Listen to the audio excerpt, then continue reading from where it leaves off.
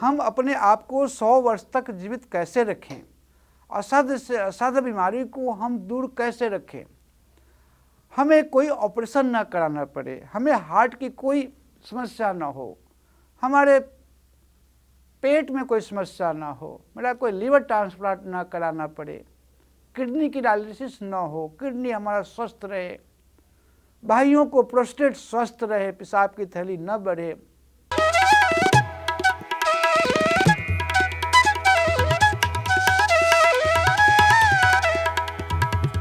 ओम नमः शिवाय।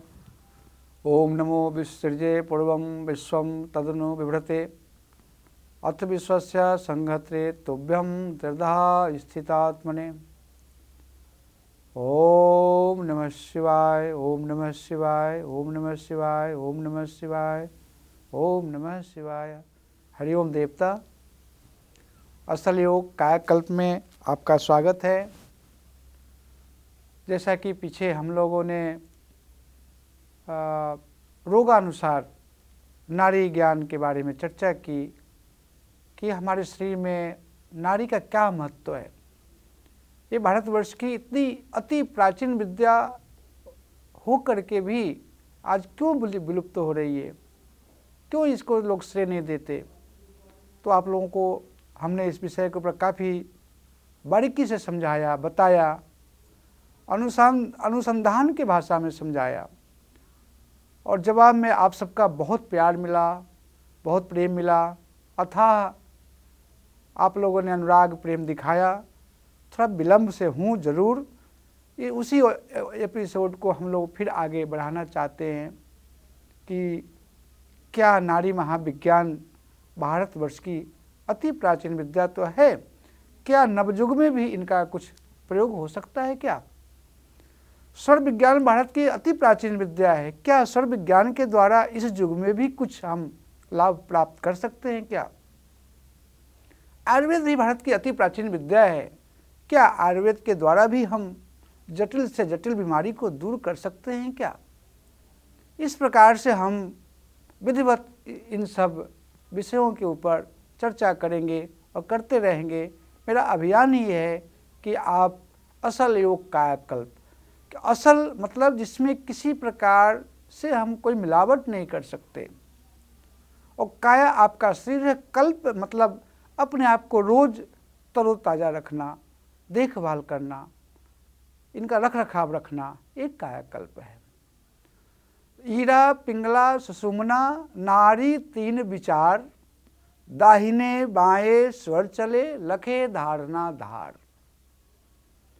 स्वर विज्ञान में ऐसा बताया है कि हम दाहिने स्वर को पहचान लें, बाएं स्वर को पहचान लें, सुषुम्ना को पहचान लें, रात को सोते समय कौन से स्वर में सोना है इसको जान ले, रात को निद्रा खुले तो अपने श्वासों को एक बार फिर से पहचान ले, एक बार देख ले कौन से स्वर में हैं। प्रातःकाल उठते ही स्वर का ज्ञान हो कि हम कौन से श्वास में, कौन से स्वर में हम उठते हैं, किस करवट लेके बैठते हैं, और किस प्रकार से हमें अपने संपूर्ण जो 206 हड्डी हैं, जो 72 करोड़ नाड़ियाँ हैं, जो इनमें 7 चक्रों की जो हम भाषा समझते सुनते आए हैं, अभ्यासी लोग अभ्यास भी करते आए हैं, तो इनको हम कैसे जानें। तो इनको जानने के लिए सर्वप्रथम आपको प्राणवायु को जानना पड़ेगा। और वैसे तो वायु 49 प्रकार की वायु है, कितने 49, लेकिन आम बात में 5 प्राण हैं और 5 उप प्राण हैं। जो 5 प्राण है वो है अपान, व्यान, समान, उदान और व्यान। ऐसे ही जो 5 प्राण है उनके उप प्राण हैं नाग, कूर्म, क्रीकर, देवदत्त, धनंजय। ये 5 उप प्राण के वायु हैं, पंचवायु है।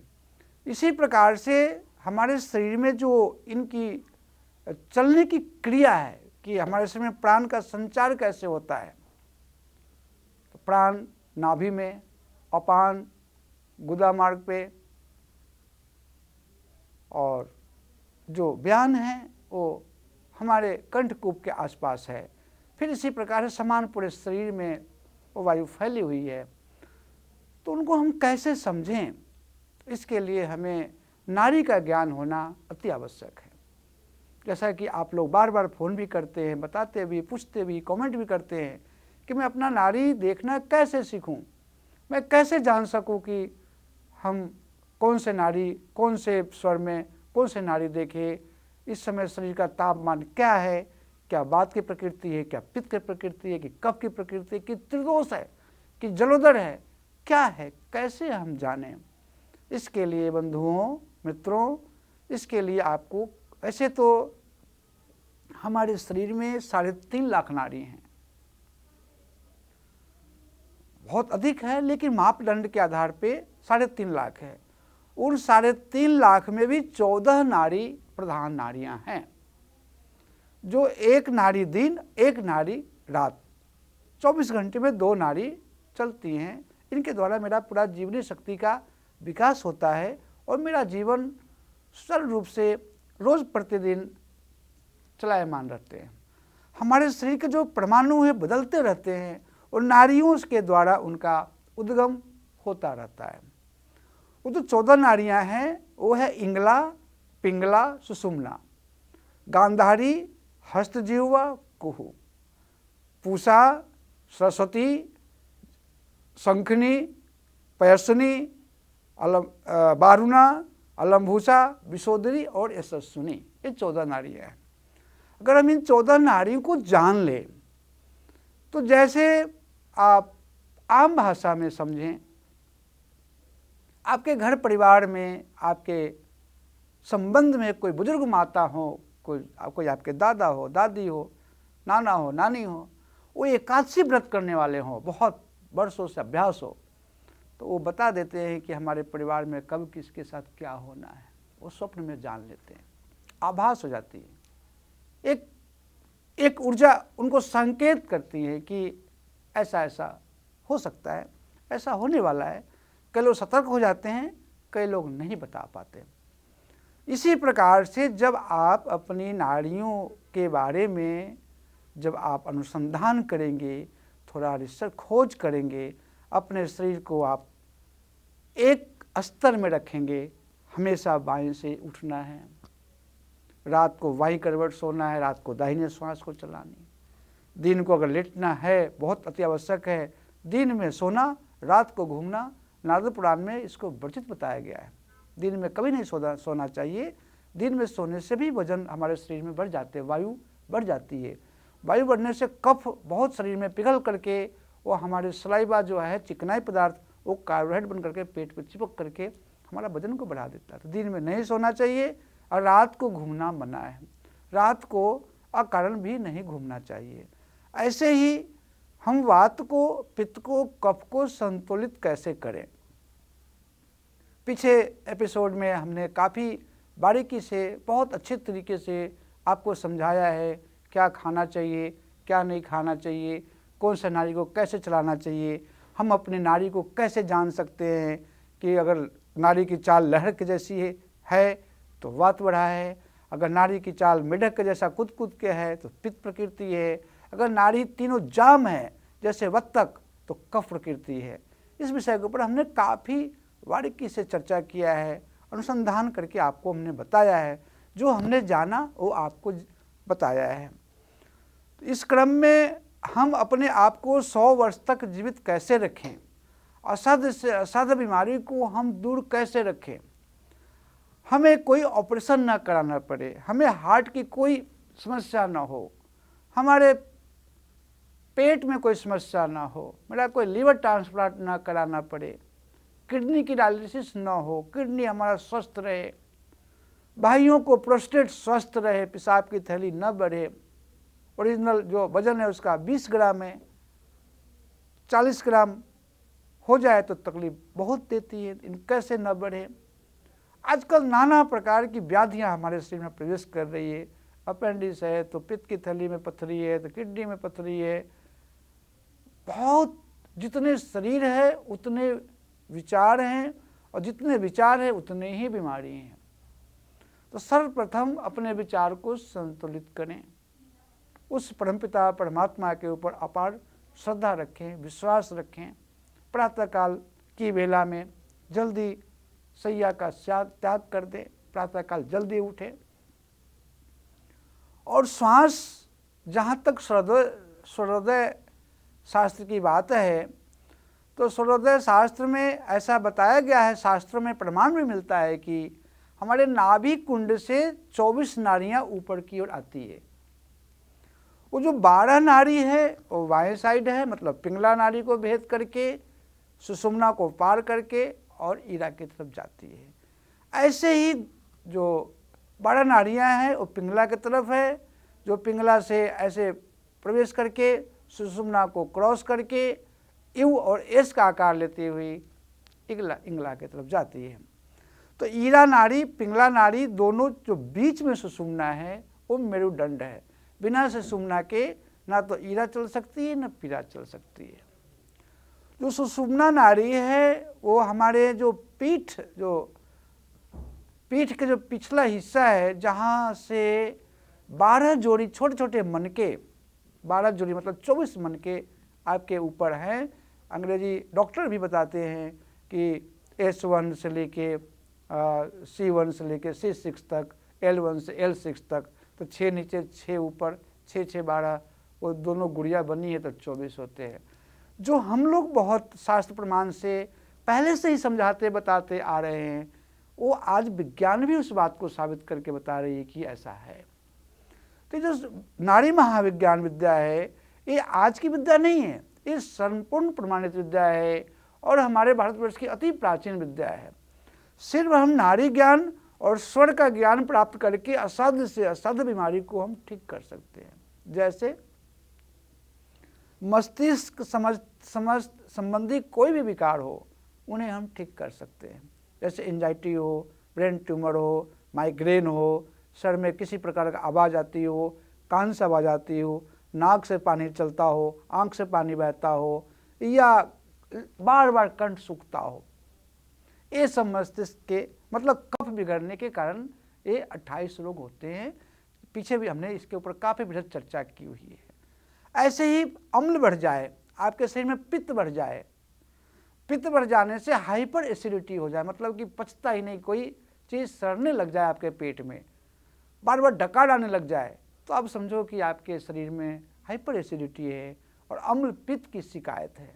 उसको हम कैसे करें? तो उनको 40 प्रकार के रोग इससे उत्पन्न होते हैं, इसके पीछे हमने काफ़ी चर्चा की है। इसी प्रकार से कमर से नीचे जो 80 प्रकार की जो वायु है, वात नाड़ी है, वो बिगड़ जाने से 80 प्रकार के रोग हमारे शरीर में प्रवेश करते हैं। तो 80 और 40, 120 और 28, तो 168 रोग हमारे शरीर में ऐसे बताए गए हैं कि हैं। लेकिन इन सब का जो मूल कारण है, जो इनका मूल आधार है, जो अभी आपसे निवेदन हमने किया कि 24 नाड़ी, 12 बाएं साइड, 12 दाहिने साइड, ये जो 24 नाड़ी हैं ये नीचे से ऊपर की ओर अंकुर की तरफ फैली हुई हैं और फैल करके हमारे शरीर के समस्त प्रदेश में, शरीर प्रदेश में भिन्न भिन्न अपने तरीके से गुच्छे के रूप में फैली हुई हैं, फैल करके अपना एक स्थान बना लिए हैं। उनमें वो जब नाड़ी एक जगह पे संगठित हो जाती हैं, गुच्छे बन जाती हैं, तो 7 तरह के आकार को ग्रहण करती हैं। उन्हीं को हम 7 चक्र के नाम से भी जानते हैं। चक्र तो एक जगह पे इकट्ठा हो जाना, नाड़ियों का समूह, झुंड का जमा हो जाना, लेकिन जो चेतना का जो विकास है, जो हम अपने चेतना को उदरगामी बनावे, उन 7 चक्रों में भ्रमण करें, तो बहुत कठिन और जटिल प्रक्रिया है। ये आम व्यक्ति के लिए बहुत ही असंभव है। समाधि तो लगातार अभ्यास करने से ही समाधि घटित होती है, इतना सरल तो है नहीं, इतना सहज तो है नहीं। आम जीवन में हम अपने आप को कैसे ठीक रखें? तो आपका पेट बहुत नरम होना चाहिए, आपका पैर गर्म होना चाहिए और आपका मस्तिष्क ठंडा होना चाहिए। अर्थात जो मस्तिष्क से संबंध है कफ से, आपके शरीर में कफ एक मापदंड में रहना चाहिए, ना तो ज़्यादा होना चाहिए ना कम होना चाहिए। अगर कफ कम है तो सूखी खांसी होती है, अगर ज़्यादा है तो कफ निकलती है, भयंकर ज़्यादा जल्दी खांसी होती है। इनका एक प्रमाण है। अगर पित्त अम्ल न तो बहुत ज़्यादा होना चाहिए न कम होना चाहिए, इनको कैसे कंट्रोल करें? खाते समय बीच बीच में पानी पीने से, भोजन बिना चबाए निगल जाने से पित्त बढ़ जाती है। इनके ऊपर हम थोड़ा कंट्रोल करें। खाते समय सिर्फ हम भोजन ही करें। जो भी ऊर्जा का जहाँ भी हम समावेश करें, जहाँ भी ऊर्जा हम लगावें, तो अधूरा ऊर्जा का हम समावेश न करें, संपूर्ण ऊर्जा का वहाँ पे हम श्राप करें। पूरा मतलब एकाग्र हो जाए, होश पूर्वक हम अपने जीवन को जिएं। बेहोशी में ना तो हम खाना खाएं, ना तो हम रात को बिस्तर पे लेटें, ना कोई शुभ अशुभ कोई भी कार्य हम बेहोशी में न करें। ये जीवन जीने की अद्भुत शैली है और इस शैली को आपको अभ्यास करते करते 12 वर्ष लग जाते हैं तो एक योग सिद्ध होता है। हम लोग पिछले 45-46 सालों से निरंतर अभ्यास करते हैं तो भी समझते अपने आप को कुछ भी नहीं पाया। ये विशाल प्रकृति है, विराट है। कोई विराट को जान सकता है क्या? बहुत ही कठिन है। लेकिन करत करत अभ्यासते जड़मति होत सुजान, रसरी आवत जात है सिल पर पड़त निशान। हमारे मनीषी महर्षि कहते हैं कि अभ्यास इतनी बड़ी चीज है कि पत्थर के ऊपर रस्सी बार बार घिसने से पत्थर पे आकार बना देती है। तो क्या मनुष्य बार बार अभ्यास करे, प्रयास करे तो क्या उसे सिद्धि नहीं मिल सकती?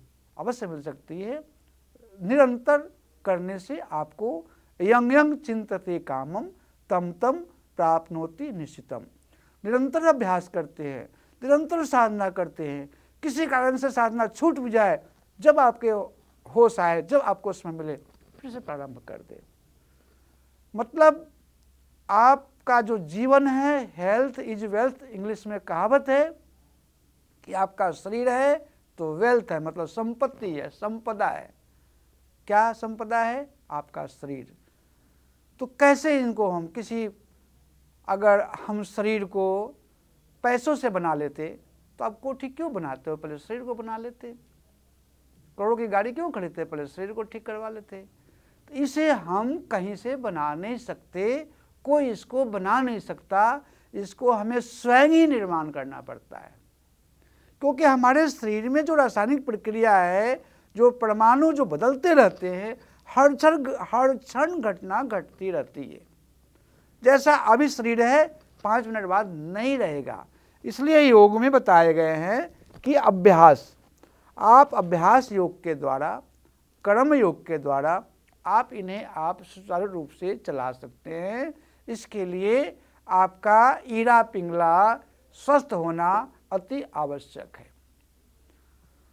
नाड़ी महाविज्ञान में ईरा पिंगला मतलब चंद्र नाड़ी को आप अगर चेतन कर लिया तो आप सच मानो हजारों वर्ष के जो पाप ताप है वो तो भस्म होंगे ही होंगे।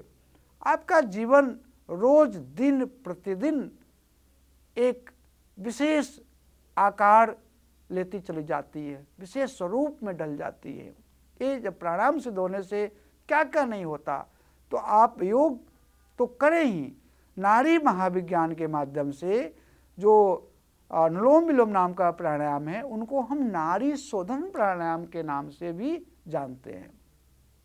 नाड़ी मतलब जो वेन्स है, जो हमारे शरीर में जो एक गोल नुमा बंद भीतर प्रवेश करके वो नाड़ी 72 करोड़ की संख्या में वो भीतर वो रमन करती हैं।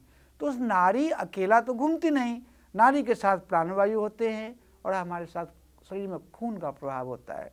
खून एक जगह पर जमा होता है, वही प्राणवायु पूरे शरीर में उसको प्रसारित करती हैं, उनसे मेरा जीवन मिलता है, उससे जीवनी शक्ति का विकास होता है।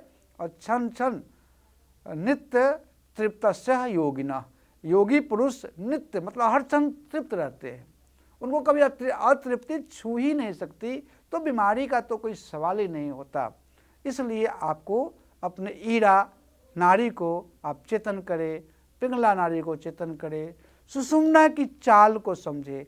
अपनी नाड़ी को देखना प्रारंभ करें कि हमारी चाल कैसी है, क्या हमारे शरीर में वात तो नहीं बढ़ गया, क्या पित्त तो नहीं बढ़ गया, क्या कफ तो नहीं बढ़ गया।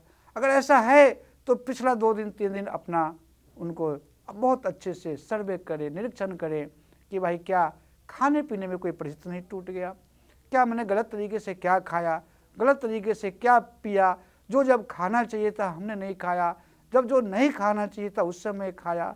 फिर संकल्प लें, दोबारा उसको न दोहराएं। धीरे धीरे धीरे धीरे कुछ ही दिनों के अभ्यास के बाद आप पाएंगे कि आपका शरीर सुषुम्ना नाड़ी तो ईरा नाड़ी को हम कैसे चेतन करें। पहले भी निवेदन किया है, जब भी आपके शरीर में त्रिदोष हो जाए, मतलब वात भी बढ़ जाए, पित्त भी बढ़ जाए, कफ भी बढ़ जाए, समझ में नहीं आए शरीर में क्या हो रहा है, एलोपैथ डॉक्टर लोग बोलते हैं कि मेटाबॉलिज्म प्रॉब्लम हो गया है, मतलब कि शरीर में अंदरूनी सारी चीज़ें अस्त व्यस्त है, कोई भी अंग ठीक तरीके से काम नहीं कर पा रही है, तो आप क्या करें। अगर आपको होश आ जाए कि मुझे योग शास्त्र का आश्रय लेना है, हमें नाड़ी महाविज्ञान से, सब पैथी को तो हमने देख ही लिया, एक बार हम नाड़ी महाविज्ञान को भी देख लें, कायाकल्प क्या है, तो कायाकल्प के बारे में जानकारी ले लें या कायाकल्प करा लें। तो आप सर्वप्रथम अपने ईरा नाड़ी को चेतन करें और इनकी अवधि कम से कम 2 मिनट, 2 मिनट से 2 घंटे तक भी इस क्रिया को करते हैं तो आपको किसी तरह से भी कोई भी नुकसान नहीं, कोई क्षति नहीं, कोई भी इसका दुष्प्रभाव नहीं। जितना आप गहरे उतरते जाएंगे, अगर 2.5 घंटे लगातार आपने कर लिया, 2.5 घंटे मतलब 1 घंटा, 60 घंटे मतलब 24 घंटा, 60 घंटे है और 24 घंटे में घूमती रहती है, उस हिसाब से 1 घंटा 2.5 घंटे का है। तो अगर आपने 2.5 घंटे इस प्रयोग को भी करते हैं, ज़्यादा भी कर सकते हैं, तो आपके जीवन में जो भीतर से भीतर जीवनी शक्ति छुपा हुआ है, अग्नि के ऊपर धूल पड़ा है, हमें दिखाई नहीं पड़ती, लेकिन उस धूल को, उस राख को हटाते हैं, स्पर्श करते हैं तो अग्नि है। ऐसे ही आप निराश न होएं। असाध्य से असाध्य बीमारी भी अगर आपके शरीर में प्रवेश कर गया है तो आप निश्चित मानिए कि जीवनी शक्ति आपके भीतर अभी विराजमान है, वो विद्यमान है। ऊपर के छावर को, ऊपर के राख को, ऊपर के धूल को, डस्ट को हटाने की जरूरत है। कैसे करें? टट्टार बैठें, जिस आसन में बैठना चाहे आप बैठ सकते हैं, सोफा पे बैठ के भी कर सकते हैं, आप बेड पे बैठ के भी कर सकते हैं, आप लेट के भी इस अभ्यास को कर सकते हैं। चलते फिरते इस अभ्यास को नहीं करना है, क्योंकि चलते फिरते इस अभ्यास को करने से आपके शरीर की ऊर्जा बाहर चली जाएगी। तो हमें ऊर्जा मतलब शक्ति, ऊर्जा मतलब सामर्थ्य, ऊर्जा मतलब एक जीवनी शक्ति हमें दिखाई तो देती नहीं है, महसूस होती है। उसको कैसे महसूस करें? तो दाहिने नथुने को बंद करें, आँखों को बंद करें, मन को एकाग्र करें, सभी इंद्रियों को शांत करें, कोशिश करें मन बार बार इधर उधर जाए, वापस उनको लाएं और श्वास के ऊपर मन को लगा दें और ईरा को अंदर लें और ईरा को ही बाहर छोड़ें। पहले भी ये अभ्यास, इस अभ्यास को करने से लोगों को असाध्य से असाध्य बीमारी मिट गई है, माइग्रेन पुराना से पुराना मिट गया है, ब्रेन ट्यूमर तक नष्ट हो गए हैं, न जाने आँख नाक कान के इतने भयानक से भयानक बीमारी, कई बार सर्जरी ऑपरेशन कराने के बावजूद भी जो बीमारी नहीं गई है, वो बीमारी ये नाड़ी शोधन करने से चली गई है। कैसे? ये पहले 108 बार मैं करके दिखाता हूँ, इससे आप लगातार कर सकते हैं।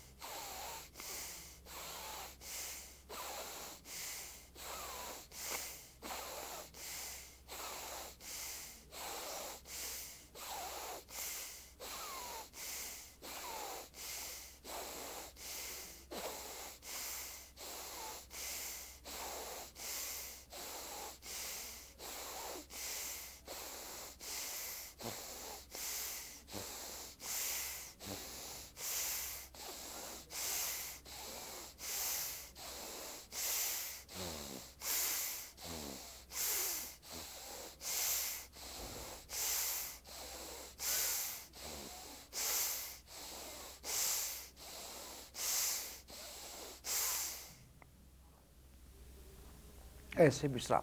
बहुत ही सरल प्रकृति है। आंख को बंद रखें, अंगूठे से ही नाक को दबाएं, कोई उंगली का प्रयोग न करें। देखिए, अगर आप विधि पूर्वक सही तरीके से गुरु के द्वारा बताए हुए मार्ग पर चलते हैं तो बहुत ही जल्दी वो विद्या फलित हो जाती है। आप अपने मन से, मनमाना ढंग से जिसने जैसा बताया वैसा करते हैं, वर्षों क्या कई जीवन बिगड़ जाते हैं, कुछ हाथ नहीं लगता। ढाक के बेही तीन पात, चौथा लगे ना पांचवे की आस। तो कभी भी जो जैसा बताए वैसा नहीं करना है।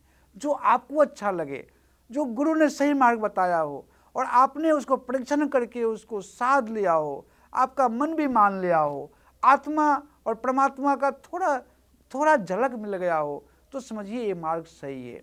तो करने की जो विधि है वो सही होनी चाहिए। अंगूठे से दाहिने नाक को दबाएं, उंगली को सीधा रखें, इससे एरियल, इससे ऊर्जा मिलेगी। प्रकृति आपको यहाँ से ऊर्जा प्रवाहित करेगी, जिसके माध्यम से आपके शरीर के परमाणु जो बदलते हैं, वो जो उपयोगी परमाणु हैं आपके शरीर में ठहर जाएंगे। जो अनुपयुक्त है, जो आपके किसी काम की नहीं है, वो शरीर से बाहर चले जाएंगे। ये अद्भुत अद्भुत विद्या हमारे भारतवर्ष में ऋषियों महर्षियों ने पहले से ही उन्होंने अनुसंधान करके हम हमारे लिए, आपके लिए, अपने वंशजों के लिए उन्होंने संजो करके रखा है। आइए हम उनका लाभ प्राप्त करते हैं, लाभ उठाते हैं। दाहिने नाक को ऐसे बंद करते हैं, उंगली सीधा रखते हैं, बाएं से सांस को लेते हैं, छोड़ते हैं। जब आप श्वास को भरते हैं, मतलब प्राण वायु को भरते हैं, तो भावना करें कि आपके शरीर के सभी 206 हड्डियों में, सभी जोन में, हर जगह प्राण वायु जा रही हैं। जब आप छोड़ें तो ऐसा भावना करें कि शरीर के भीतर से जो प्राण वायु तो है, दूषित प्राण वायु है, जो कार्बन है, जो कार्बन डाइऑक्साइड है, जो मल युक्त वायु है, वो जो मलयुक्त पवन है, हम उसे बाहर छोड़ते हैं। इस प्रकार से आप अभ्यास भावना के साथ करते हैं, एकाग्रता के साथ करते हैं, लगातार करते हैं, तो ईरा नाड़ी चेतन हो जाने से 40 प्रकार के अम्ल के जो रोग हैं, जो पित्त के दोष हैं, वो दूर हो जाएंगे। और पेट संबंधित कोई भी विकार हो आपके शरीर के भीतर, चाहे बड़ी आंत में प्रॉब्लम हो, चाहे अल्सर हो, चाहे कोलाइटिस हो, चाहे लीवर संबंधित कोई प्रॉब्लम हो, चाहे किडनी संबंधित कोई पीड़ा हो, भीतर पेट संबंधित, मतलब आपका श्वसन तंत्र से नीचे और नाभि से ऊपर जितनी प्रकार की वायु, दूषित वायु है, वो इससे पवित्र, स्वच्छ और निर्मल हो जाती है। इसमें तनिक भी कोई संदेह नहीं है। अर्थात अगर आप पित्त संबंधित, अमल संबंधित जितनी भी समस्या है, उनको दूर करने के लिए आपको ईरा नाड़ी को साधना होगा। कोई ऐसे भी लोग होते हैं जिनको सर्दी हो या गर्मी हो, बरसात हो, 6 ऋतु में से कोई भी ऋतु हो, उनकी सर्दी खांसी जाती नहीं। उनके नाक से तो हमेशा कुछ न कुछ निकलते ही रहते हैं। उनको नींद भी नहीं आती, उनकी आंखों के नीचे वो कालिमा पड़ जाती है, पाचन क्रिया बिगड़ जाती है, नसों में गांठें पड़ जाती है। मतलब उनका जो जीवन 100 वर्ष का है वो सिकुड़ के 10, 20, 30 साल, 40 साल का बन जाता है। ये कैसे होता है?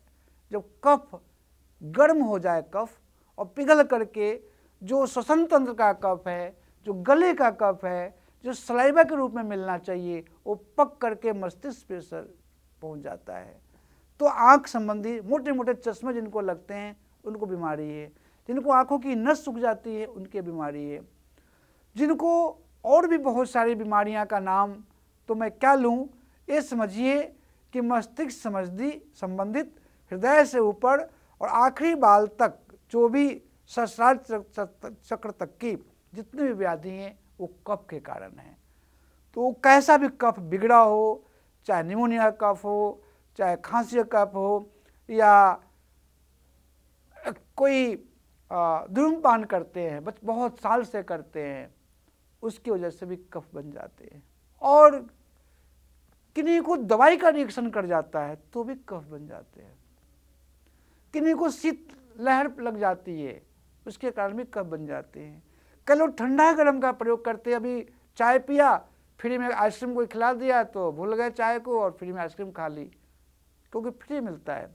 वो कीमती शरीर को नहीं देखा, वो 10-50 रुपये का आइसक्रीम को देखा। इसके कारण भी कई लोगों को कब बिगड़ जाता है। इसलिए मैं बार बार कहता हूँ, जिसका जिह्वा बिगड़ा है उसका जीवन बिगड़ा है। अपने जिह्वा को संभालिए। एक जिह्वा मात्र को संभाल लेने से 168 प्रकार की बीमारी ठीक हो जाते हैं। जैसा कि पहले निवेदन किया, कफ के 28 रोग है, पित्त के 40 रोग है और वायु के 80 रोग हैं। 80 प्रकार की वात है, 40 प्रकार के पित्त है और 28 प्रकार के कफ है। उन 28 प्रकारों में से स्नेह धीरे धीरे हम चर्चा करेंगे। मैं 8-10 प्रकार के बारे में आपसे निवेदन किया कि खाने से ऐसा होता है, ऐसा खाना होता है। इनकी जो संख्या है ये 28 है। तो किन्हीं का कैसा भी कफ बिगड़ा हो, जो विधि आपको अभी समझाया उसी विधि से, अब अंगूठे से तो ईरा नाड़ी को हम चेतन करते हैं, दाहिने नथुने को दाहिने हाथ के अंगूठे से बंद करते हैं, 4 उंगली सीधी खुली रखते हैं, तो ईरा को हम सांस को रेचक पूरक करते हैं। ऐसे ही कनिष्ठिका उंगली से और अनामिका से हम ईरा को बंद करते हैं और अंगूठा सामने रखते हैं 3 उंगली, और हम पिंगला नाड़ी को चेतन करते हैं।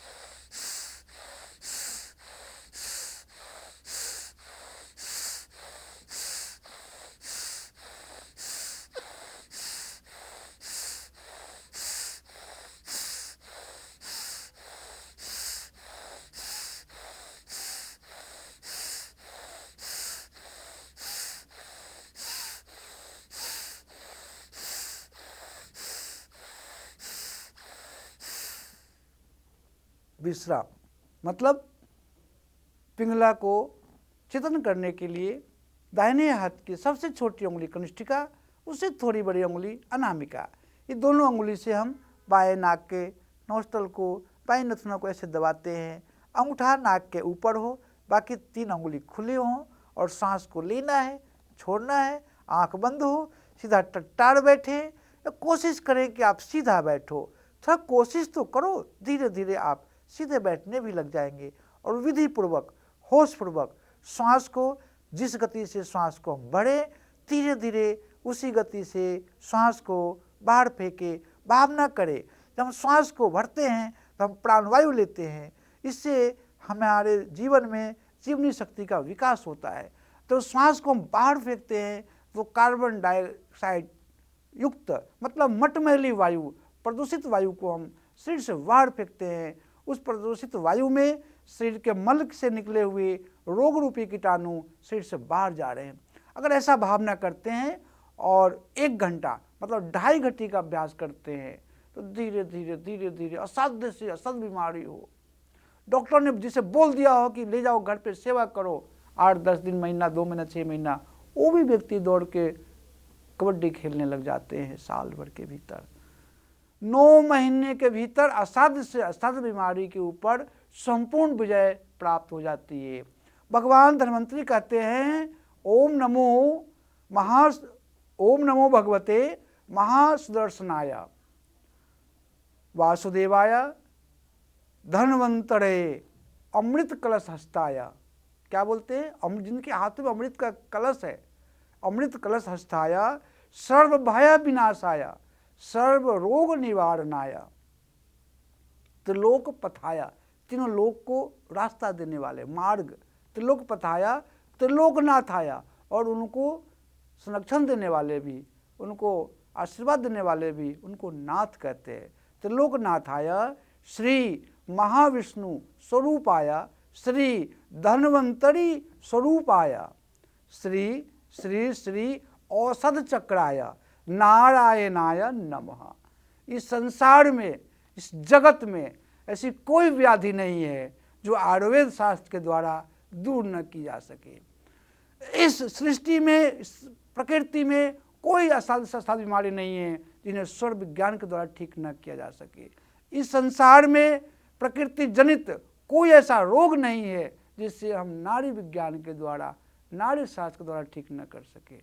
बिल्कुल, ये मेरा 45 साल से रिसर्च किया हुआ है। एक एक व्यक्ति के ऊपर हमने अपना पूरा जीवन लगाने की तैयारी की थी, बहुत सेवा किया था, जिसके फलस्वरूप नाड़ी देख के ही हम जान लेते हैं कि आपका शरीर में कौन सा रोग है, कब से है, किस स्थिति में है, उसकी कहाँ तक पहुँच है, और हम आपको उपाय बताते हैं सरलतापूर्वक, सहजतापूर्वक। डरने की जरूरत नहीं है, होशपूर्वक आप हमारी बात को समझते हैं और आपको लाभ मिलता है, लाभ मिलेगा। ऐसा कोई उकदा है ही नहीं जो हो नहीं सकता। अगर कोई आया है तो उसे जाना पड़ेगा। कुछ चीज़ है मतलब कहीं उसका अस्तित्व है, तो जिस अस्तित्व से अच्छे चीज़ आए हैं उन्हें संभाल कर रखिए, बुरे चीज़ आए हैं उन्हें बाहर फेंक दीजिए। तो भी आपसे हमने निवेदन किया ईरा को साधने के लिए, पिंगला को साधने के लिए। ईरा को साधने से पित्त समन होता है, पिंगला को साधने से कफ समन होता है।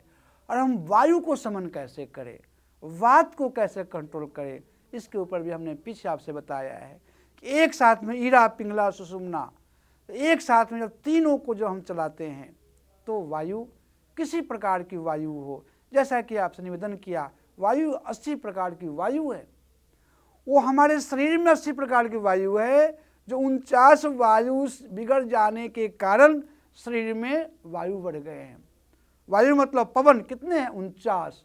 अब सुंदरकांड पढ़ते हैं ना, लंका, उसमें सुंदरकांड में आता है ना, भगवान जब हनुमान जी लंका में जाते हैं, लंका में आग लगाते हैं तो 49 प्रकार की वायु बहने लग जाती है।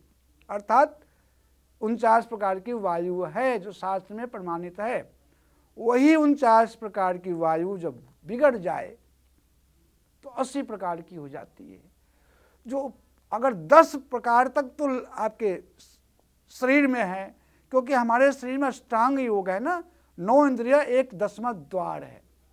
इस प्रकार से 10 वायु तक तो आपके शरीर झेल लेती है, तो 10 के आगे आपके शरीर में झेलने की शक्ति नहीं होती। इसलिए वायु विकार बढ़ जाने से सभी ज्वाइंट में तकलीफ हो जाती है।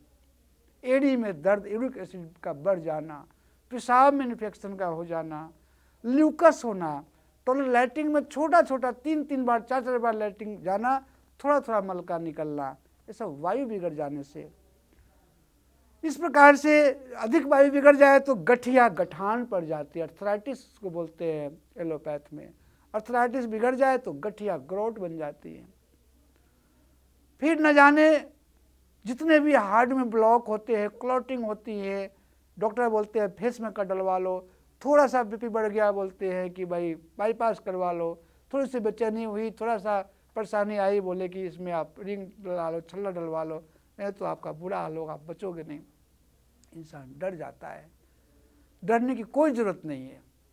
आपके श्वसन तंत्र में 6000 छिद्र है और आप सिर्फ 6 छिद्र भी अगर चालू है तो आप मर नहीं सकते।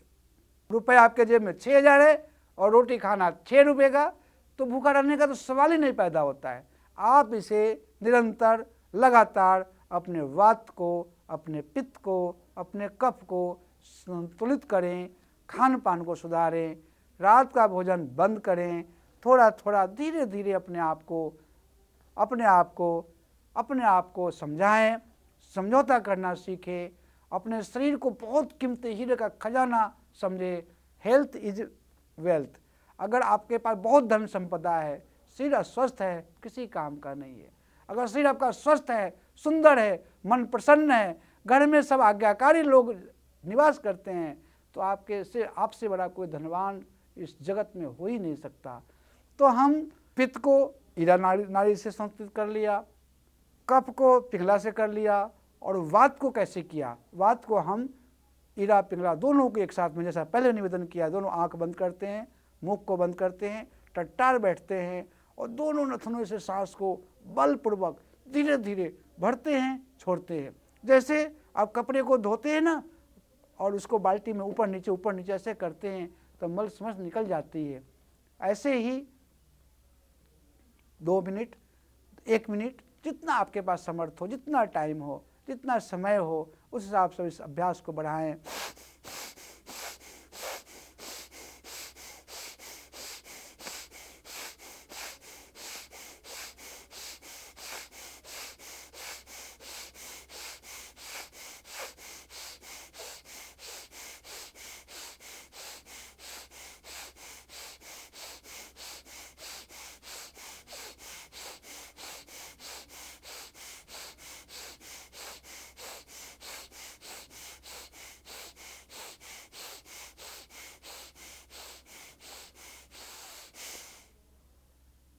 विधि वैसे ही रहेगी। आँख तुरंत नहीं खोलना है, ठिठुर बैठना है, मन को प्रसन्न रखना है, मन को थोड़ा जो आपने किया है सब समर्पण भाव से किया है उसके ऊपर मन को एकाग्र करना है। धीरे धीरे धीरे धीरे आप पाएंगे कि आपके शरीर का त्रिदोष, वात संबंधित 80 प्रकार के कोई भी रोग हैं, हार्ट संबंधित कोई भी आपके शरीर में पीड़ा आ गई है या कोई जटिल बीमारी आ गई है, अगर आपके जीवन में ऑक्सीजन लेवल बढ़ जाता है, शरीर में प्राणवायु की क्षमता बढ़ जाती है, तो आप निश्चित मानिए आप स्वस्थ हो जाते हैं और आरोग्य को प्राप्त हो जाते हैं। आपका शरीर स्वस्थ, निर्मल और पवित्र बन जाता है।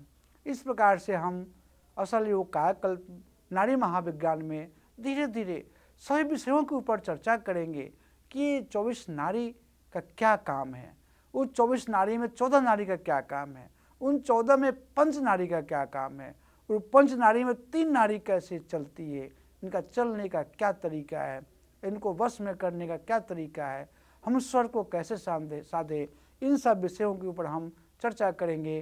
तो ओम सर्वे भवन्तु सुखिनः, सर्वे सन्तु निरामया, सर्वे भद्राणि पश्यन्तु, माँ कश्चित् दुख भाग भवेत्।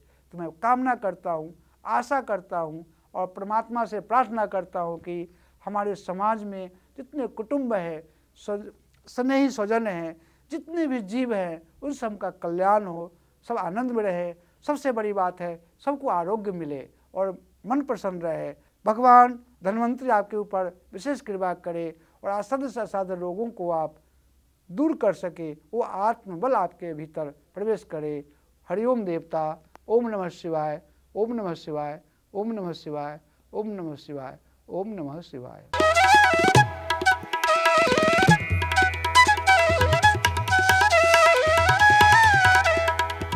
आप हमारे संतवाणी चैनल को सब्सक्राइब करें, वीडियो को लाइक करें, शेयर करें और हाँ, बेल आइकन पर क्लिक करना बिल्कुल ना भूलें ताकि हमारी किसी भी वीडियो की सूचना सबसे पहले आपको मिले।